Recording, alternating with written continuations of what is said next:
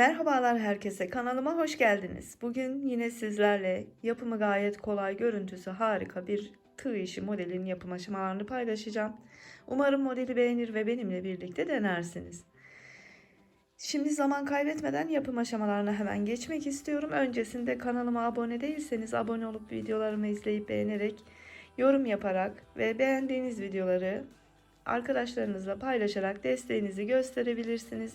Şimdiden hepinize çok teşekkür ediyorum ve yavaş yavaş anlatıma geçelim istiyorum. Yaparken modelin detayları hakkında yine bilgiler vermeye çalışacağım size. Önce pembe ipimle zincir çekerek başlayacağım. Ben anlatım için yeterli miktarda zincirimi hazırlayacağım. Siz yapacağınız yere göre zincir sayısını kendiniz ayarlamanız gerekecek arkadaşlar. Bu kadar zincir benim anlatımım için yeterli. Şimdi bir tane ilmeğimizi boşta bırakıp diğerinin içinden bir sık iğne yapıyoruz. Yandaki ilmeğimize geçerek ikinci sık iğnemizi yapıyoruz. Sonrakine geçip üçüncü sık iğnemizi yapıyoruz. İlk başlangıçta böyle 3 tane sık iğne yaparak başlıyoruz. Devamında 1, 2, 3 tane zincir çekiyoruz. 1, 2, 3 tane ilmeğimizi boşta bırakıp dördüncünün içine bu şekilde tek kat alıyoruz ilmeklerimizi de. Sık iğne yapıyoruz. Sonrakine geçip ikinci sık iğnemizi yapıyoruz. Sonra 3 ve 4. 4 tane sık iğne yapıyoruz. Aralarda 3 zincir. 1, 2 ve 3. 1, 2, 3 ilmek atlıyoruz. Dördüncünün içinden yine sık iğnelerimizi yapmaya başlıyoruz. 2, 3 ve 4. 1, 2, 3 zincir. 1, 2, 3 ilmek atlayıp dördüncüden sonra 4 tane sık iğne. Burayı sona kadar geleyim. Devamını yine dönüşte birlikte yapalım. Sona geldiğimizde yine 3 zincir çekip 1, 2, 3 ve 4. 1, 2 ve 3 tane sık iğne ile bitiriyoruz. Başlangıçta da 3 tane sık iğne ile başlamıştık. Sonra da 3 tane sık iğne ile bitiriyoruz. Devamında 1, 2 ve 3 tane zincir çekip geri dönüyoruz. İpimizi tığımızın üzerine alarak ilk yuvamızın içine geçiyoruz. Buraya şimdi 1, 2, 3 tane ikili trabzan yapıyoruz. 1 ve 2 zincir çekip aynı yuvanın içine 3 tane ikili trabzan daha yapacağız. 2 ve 3. Devamında 1, 2 ve 3 zincir çekiyoruz. Sonraki yuvaya geçiyoruz. 1, 2, 3 tane ikili trabzan. Araya 2 zincir. Aynı yuvanın içerisine 3 tane ikili trabzan daha. 1, 2 ve 3 zincir araya, sonraki yuvaya geçip aynı işleme devam edeceğiz. Evet, sıra sonuna geldim. Şimdi ipimi yine tığımın üzerine alıyorum. Buradaki en son yaptığımız üçlü sık iğnemizin en son ilmeğinin içine batarak buraya bir trabzan yaparak sırayı sonlandırıyorum. Devamında 1, 2, 3, 4, 5, 6, 7, 8, 9 ve 10 tane zincir çekip pembe ipimi bırakıyorum. Şimdi ip değiştireceğim. Az ipimi aldım. Şuradan ilk önce bir düğüm atıyorum tığımın üzerindeyken. Burada bitişte yaptığım trabzanımın tepesine batıyorum, bakın. İlk trabzanın tepesine batıp buraya önce bir sık iğne yapıyorum. Devamında 1, 2 ve 3 tane zincir çekiyorum. Buradan bu trabzanlarımın ortasına yaptığımız yuvamızın içine geçiyoruz. 1, 2, 3 tane ikili trabzan yapıyoruz. 1 ve 2 zincir çekip aynı yuvamızın içine yine 3 tane ikili trabzan yapıyoruz. ve 3. 1, 2 ve 3 zincir araya, sonraki yuvamızın içine geçiyoruz. 3 tane ikili trabzan yapıyoruz. Araya 2 zincir, aynı yuvanın içerisine 3 tane trabzan daha. Bu sırayı da sona kadar bu şekilde gideceğiz. Aralarda hep 3 zincir. Sona geldim. Son trabzanlarımı yaptım.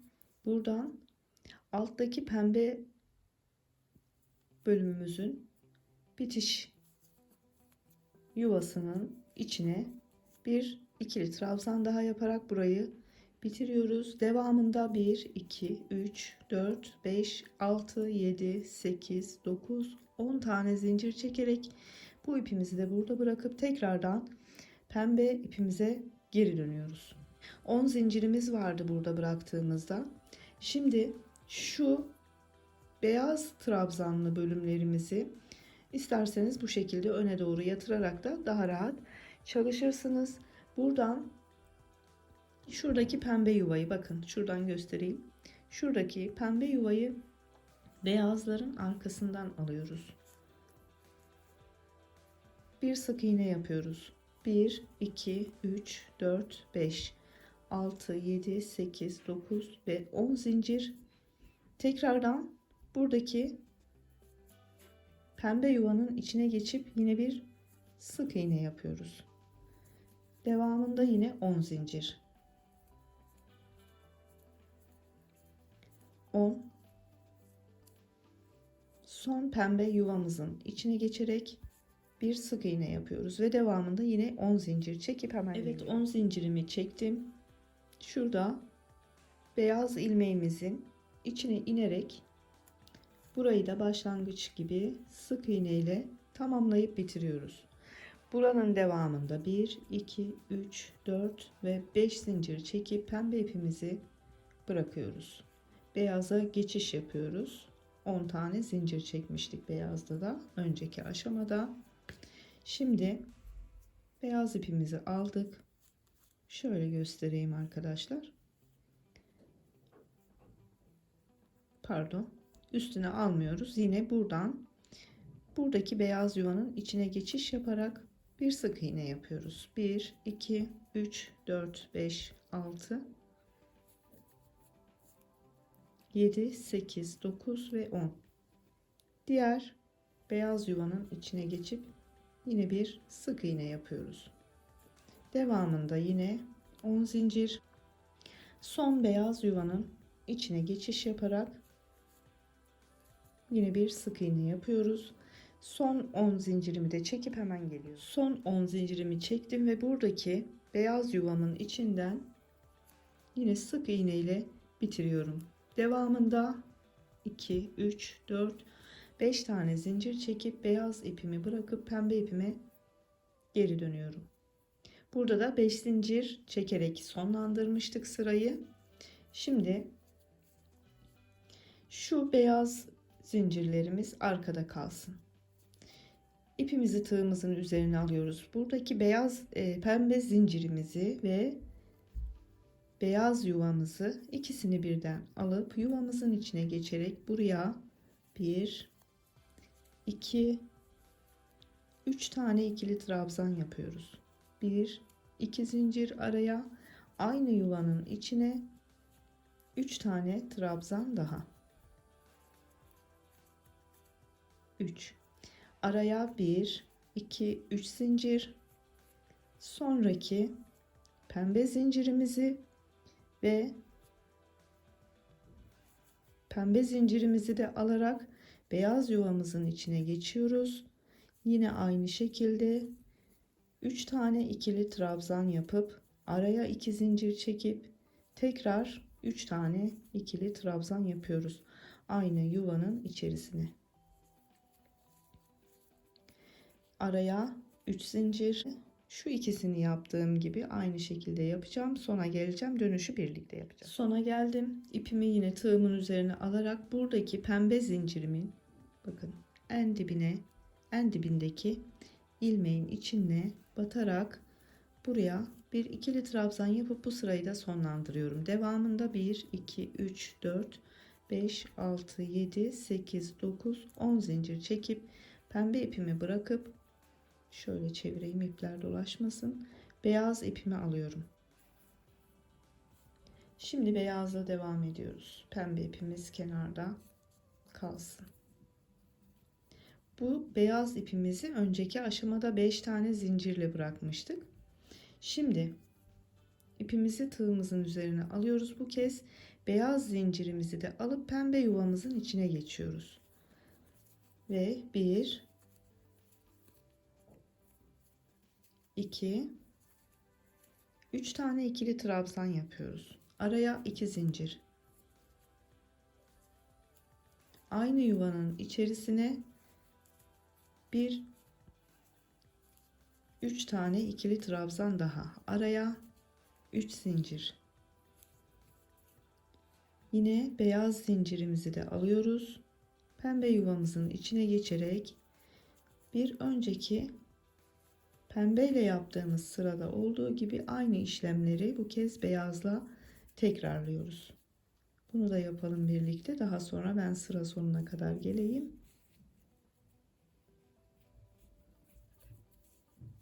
Bir,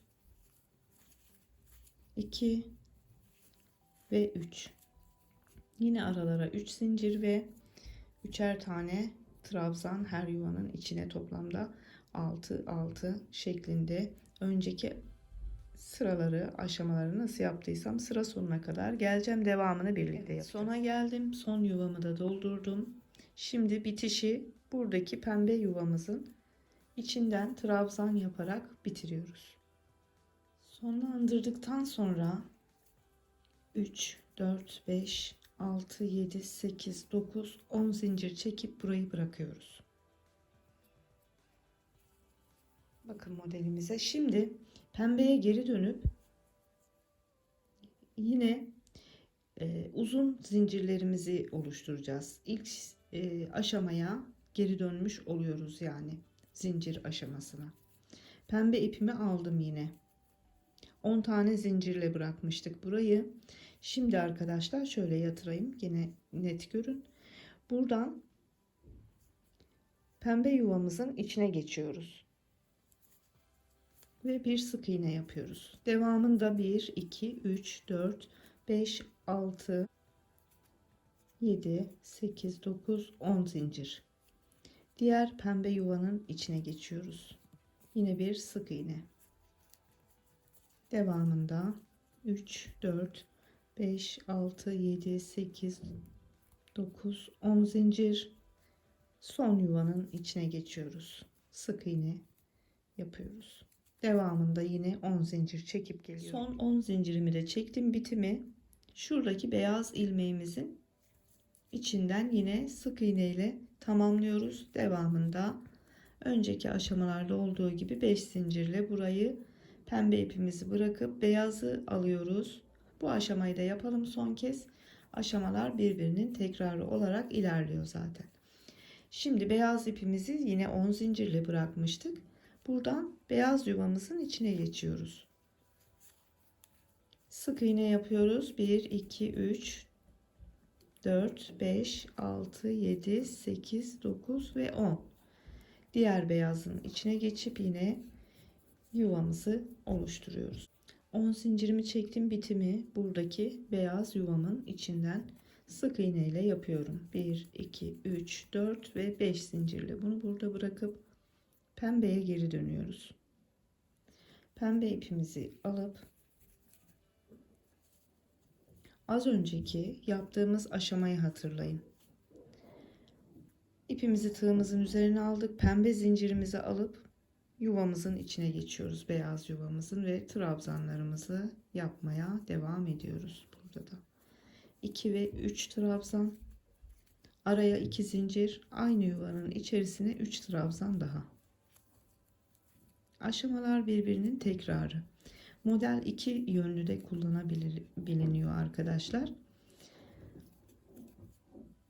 Araya 3 zincir.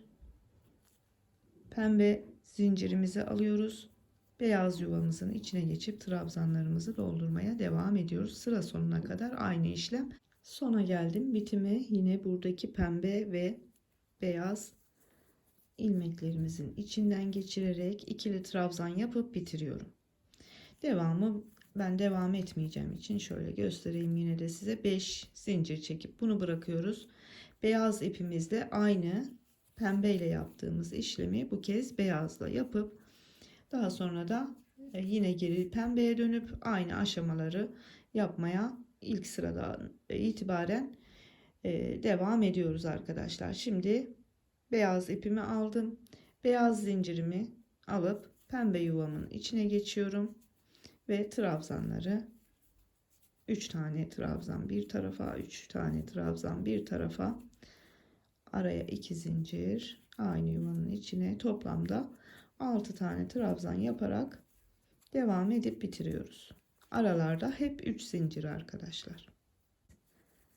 Modelimiz bu şekilde ilerliyor. Ben devam etmeyeceğim. Şimdi şöyle göstereyim size. Her iki tarafında kullanabileceğiniz bir model. Bir tarafı pembe ağırlıklı, diğer tarafı beyaz ağırlıklı. Şimdi ben bunun büyük parçasını, ilerlemiş halini sizlerle paylaşacağım. Modelimizin ilerlemiş hali bu şekilde oluyor arkadaşlar. Çok şık, çok güzel bir model. Yapımı da gayet eğlenceli. Gerçekten çok eğlenceli bir model. Ben yaparken çok eğlendim. Umarım siz de severek, beğenerek yaparsınız. İstediğiniz her yerde de kullanabileceğiniz çok amaçlı bir örgü modeli.